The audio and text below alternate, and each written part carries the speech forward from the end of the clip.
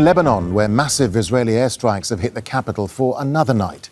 Explosions rocked Beirut's southern suburb into the early hours of Sunday.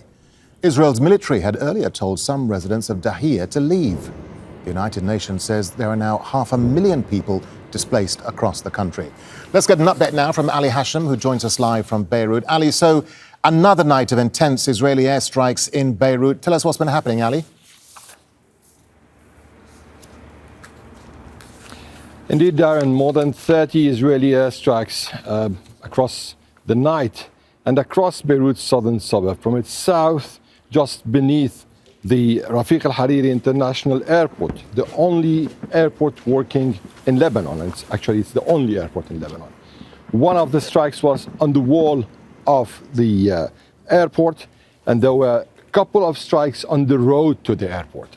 This just gives an indication that this kind of airstrikes are intimidating people more and more and putting more pressure on this airport and on people who want to leave. Then there were several other strikes, probably our colleague Ali is showing us, across the suburb to the very border of the city of Beirut. You know, there's no difference here now with respect to buildings. They're already interlinked.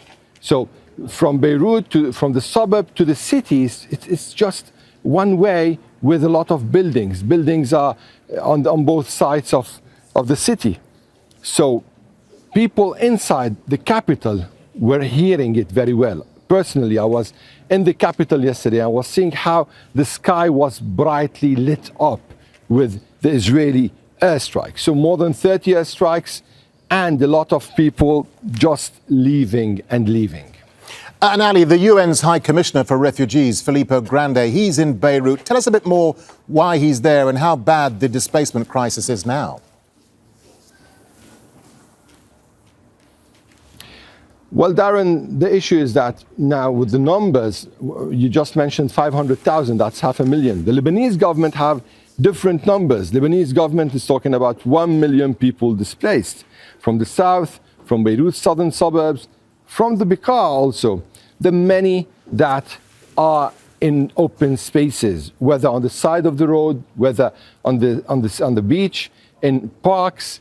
And, you know, there are also people who aren't registering their names, and they're just living with their cousins and relatives. So it's a very big number of internal displaced. Add to them Syrian refugees who are already in Lebanon and Palestinian refugees. I'll just remind you of what happened yesterday. A couple of strikes were just beside the Palestinian refugee camp of Burj al-Barajni. People from the refugee camp, which is in the middle of the southern suburb, had to flee also. And people in the well-known and notorious, where the Sabra and Shatila refugee camp also had to leave. You know, in 1982, this refugee camp in Sabra and Shatila was a scene for a huge massacre there. More than 3,000 people were killed. So people are still living this trauma, this generational trauma that's moving from one generation to another under such situation, under such relentless bombing. All right, Ali Hashem live for us there in Beirut. Ali, thank you. Make sure to subscribe to our channel to get the latest news from Al Jazeera.